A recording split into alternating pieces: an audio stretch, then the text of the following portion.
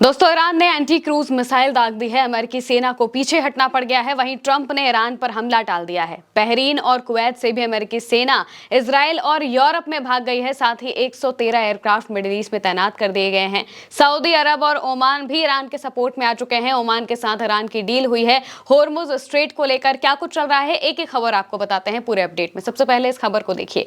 Hormuz letter के हवाले से लिखा है, शुरुआती रिपोर्ट के मुताबिक ईरान के IRGC ने सिरिक से होर्मुज स्ट्रेट की ओर एक एंटी शिप क्रूज मिसाइल दागी है। माना जा रहा है कि इसका निशाना अमेरिका का एक ऑयल टैंकर है, जिसने अमेरिका समर्थित दक्षिणी रास्ते से गुजरते समय 1 घंटे पहले अपना AIS बंद कर दिया था। यह घटनाक्रम ऐसे समय पर हुआ जब कुछ ही मिनट पहले ट्रंप ने दावा किया कि होर्मुज पर एक समझौता हो गया है और परमाणु निरस्त्रीकरण पर भी समझौता हुआ है और सोमवार दोपहर से ईरान के साथ नई बातचीत शुरू होगी।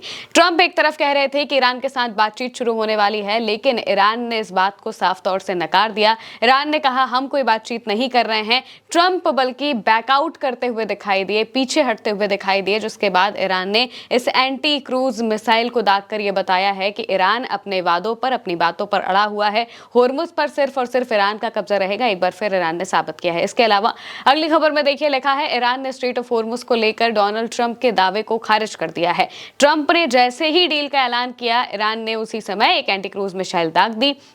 ये सब फ्यूचर्स मार्केट खुलने से ठीक पहले हुआ और इस खबर के बाद तेल की कीमतों में 7% से ज्यादा की गिरावट आई।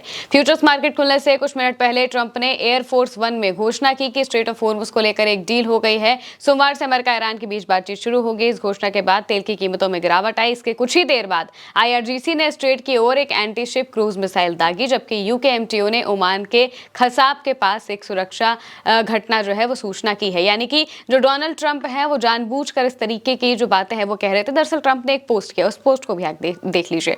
इस पोस्ट में ट्रंप कह रहे हैं कि हम ईरान पर अब तक का सबसे भयानक हमला करने वाले थे, जो कि वर्ल्ड वॉर 2 से भी बड़ा होता, लेकिन ईरान के जो पड़ोसी देश हैं उन्होंने और ईरान ने हमसे कहा कि ऐसे हमले मत करो, स्ट्राइक मत करो, तो हमने स्ट्राइक को रोक दिया। बीते 2-3 दिन से अगर हम शनिवार या उसके पहले की बात करें तो तब से कहा जा रहा था कि अमेरिका कोई बड़ा हमला कर सकता है, वो भी वीकेंड के वक्त पे कोई बड़ा हमला इजराइल के साथ मिलकर करेगा। ये बात साफ हो चुकी थी, लेकिन आखिरी मौके पर अमेरिका बैकआउट कर गया। डोनाल्ड ट्रंप बैकआउट करके ट्रंप ने पोस्ट करके कहा कि हमारी ईरान से बात हो रही है, होर्मुज स्ट्रेट को लेकर डील हो गई है और फिर हम आगे की बातचीत कर रहे हैं। लेकिन ईरान ने अमेरिका के सभी दावों को खारिज कर दिया है। ईरान ने साफ कहा, ईरान जानता है कि अमेरिका, जो डोनाल्ड ट्रंप है, वो सिर्फ और सिर्फ अपने मार्केट को मैनिपुलेट करने के लिए सारी चीजें कर रहे हैं। इसी वजह से ईरान ने उनके मंसूबे को नाकाम कर दिया और एंटी क्रूज मिसाइल जो है वो दाग दी। फ्लैश रिपोर्ट के हवाले से अगली खबर में लिखा है, खाड़ी देशों खासकर सऊदी अरब और क्षेत्रीय मध्यस्थों के कूटनीति अपनाने के आग्रह के बाद ट्रंप ने ईरान पर प्रस्तावित अमेरिकी हमलों को रोक दिया।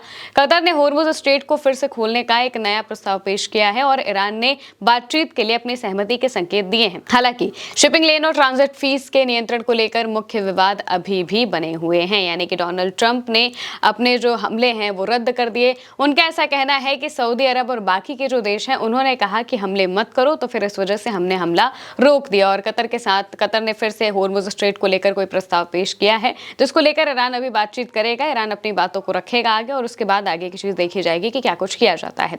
इसके साथ में ही डोनाल्ड ट्रंप का भी बयान सामने आता है। फ्लैश रिपोर्ट के हवाले से ट्रंप का बयान है, जिसमें वो कह रहे हैं कि ये एक बहुत बड़ा हमला होने वाला था। उन्होंने हमसे ऐसा ना करने को कहा। उन्होंने कहा कि प्लीज ऐसा मत कीजिए। उनके पड़ोसियों ने भी यही कहा। अब हम बस ये देखेंगे कि क्या कोई समझौता हो सकता है या फिर नहीं। डोनाल्ड ट्रंप ये कह रहे हैं कि हमसे ईरान ने और उनके जो पड़ोसी हैं उन्होंने कहा कि हमला मत करो, इस वजह से हम हमला करने से रुक गए। वो डोनाल्ड ट्रंप जो कि हमेशा अपनी मनमर्जी करते हैं, अपने आगे किसी की बात नहीं मानते हैं, वो आखिर किसी और के कहने पर क्यों रुक जाएंगे? जाहिर सी बात है कि मामला कुछ और ही है। करंट रिपोर्ट के हवाले से एक और खबर है, जिसमें बताया जा रहा है कि मिडिल ईस्ट में अब तक अमेरिका के कुल 113 एरियल रिफ्यूलिंग टैंकर जो है वो तैनात कर दिए गए हैं। 113 टैंकर का तैनात होने का मतलब यह है कि एक तरफ ट्रंप कह रहे हैं कि हम ईरान से बातचीत करना चाहते हैं, लेकिन दूसरी तरफ वो कोशिश कर रहे हैं कि ईरान के साथ जो उनका मामला है, कहा जाए कि जो बातचीत है इसके बीच में वो जब चाहें तब हमला भी कर सकें, और इसीलिए उन्होंने 113 के आसपास ये जो एयरक्राफ्ट हैं ये तैनात किए हैं। फ्लैश रिपोर्ट के हवाले से अगली खबर में लिखा है, ट्रंप द्वारा एक हफ्ते में दूसरी बार ईरान पर तय हमले को रद्द करने के बाद इजरायली अधिकारी परेशान हैं। उनका कहना है कि आखिरी समय में लिए गए ऐसे फैसलों से सैन्य योजना पर बुरा असर पड़ता है। इजरायल का अब मानना है कि ट्रंप टकराव बढ़ाने के बजाय ईरान के साथ समझौता करने को ज्यादा अहमियत देते हैं। दरअसल नेतन्याहू गए थे खुद डोनाल्ड ट्रंप से बातचीत करने। ट्रंप से जब उनकी बातचीत हुई, वो वॉशिंगटन पहुंचे हुए थे। इसके बाद ऐसा माना जा रहा था कि अमेरिका बड़ा हमला कर सकता है, क्योंकि नेतन्याहू की बातचीत हुई है और इजराइल को भी इसीलिए तैयार किया गया था। इजराइल बहुत उतावला था कि अमेरिका हमला करेगा और पीछे से फिर इजराइल भी हमला करेगा। बाकायदा जो प्रॉपर तैयारी है वो कर ली गई थी, सेना को बता दिया गया था क्या करना है क्या नहीं करना है, लेकिन लास्ट मोमेंट पर ट्रंप वापस से पीछे हट गए। अब इस बात से इजराइल काफी परेशान हो गया, क्योंकि इजराइल को लगा था कि ट्रंप हमारी बातों में आ चुके हैं, लेकिन ट्रंप ने अपनी ही सुनी और फिर वापस से वो हमले से पीछे हट गए। फ्लैश रिपोर्ट के हवाले से एक और खबर लिखी है जिसमें बताया गया है कि कुवैत और बहरीन से अमेरिकी सेना भागने लगी है। लिखा गया है कि एक रिपोर्ट है जिसके मुताबिक आप कुवैत और बहरीन, ये ट्रंप से पूछा जा रहा है, ट्रंप से एक रिपोर्टर सवाल पूछते हैं कि एक रिपोर्ट है जिसके मुताबिक आप कुवैत और बहरीन से अमेरिकी सैनिकों को हटा रहे हैं। ट्रंप कहते हैं, सोचिए, डोनाल्ड ट्रंप के पास कोई जवाब नहीं है। ट्रंप कह रहे हैं कि मैं इस पर कोई टिप्पणी नहीं करना चाहता, यानी कि बहरीन और कुवैत से अमेरिका की जो सेना है ये हट रही है, और इस बीच ट्रंप इस पर कोई भी जवाब दे नहीं पा रहे हैं। उनको मुनासिब नहीं समझ रहा है कि आखिर वो क्या जवाब दें इस पर, क्योंकि उनकी सेना को भागना तो पड़ ही रहा है। कुवैत हो गया, बहरीन हो गया, जॉर्डन हो गया, इन सब जगहों से अमेरिका की सेना को कम किया जा रहा है, क्योंकि यहाँ पर उन्हें काफ़ी ज़्यादा खतरा है। ईरान की मिसाइलें साफ तौर पर सीधे यहाँ पर आकर गिरती हैं, इसी वजह से वो ये सब कर रहे हैं। अब फ्लैश रिपोर्ट के हवाले से ईरान के विदेश मंत्री का भी बयान है, जो कि बहुत ही ज़्यादा अहम हो जाता है मौजूदा सिनेरियो को देखते हुए, जहाँ एक तरफ ट्रंप कह रहे हैं कि हम होर्मुज पर कब्जा कर रहे हैं या फिर होर्मुज को लेकर हमारे ईरान से डील हो गई है, वहीं दूसरी तरफ ईरान मिसाइलें दाग रहा है, और तीसरी तरफ ओमान के साथ ईरान की बातचीत समझौते पर लगभग पूरी हो चुकी है। इस्माइल बकाई, जो कि ईरान के विदेश मंत्रालय के प्रवक्ता हैं, उन्होंने कहा है कि ईरान और ओमान के बीच नए रास्ते पर हुए समझौते का होर्मुज स्ट्रेट को फिर से खोलने या फिर उसे बंद रखने से कोई लेना देना नहीं है। होर्मुज स्ट्रेट से होकर जाने वाले दक्षिणी रास्ते को इस इलाके को असुरक्षित बनाने और ईरान के राष्ट्रीय हितों को नुकसान पहुंचाने से जोड़ा गया है, और तेहरान इसे नहीं मानता। तय किया गया रास्ता ना तो उत्तरी रास्ता होगा, ना ही मौजूदा दक्षिणी रास्ता।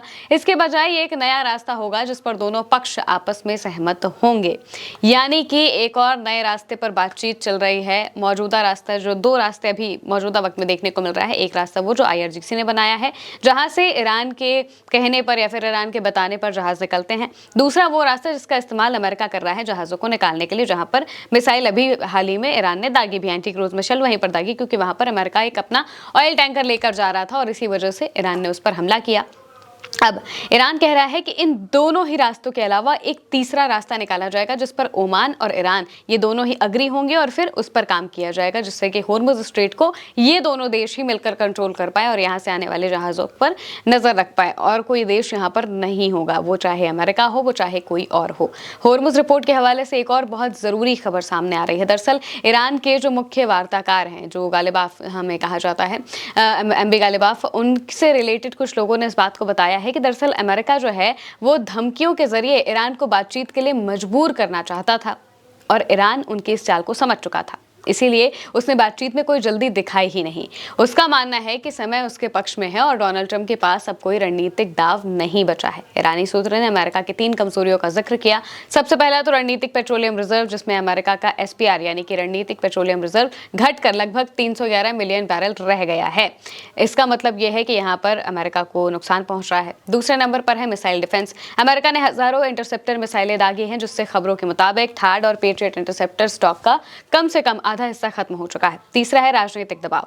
राष्ट्रपति डोनाल्ड ट्रंप की जो रिपब्लिकन पार्टी है उसके हाउस में मामूली बढ़त पर दबाव के संकेत दिख रहे हैं, क्योंकि 4 रिपब्लिकन सदस्यों ने युद्ध विरोधी प्रस्ताव के पास करने के लिए डेमोक्रेट्स का साथ दिया था।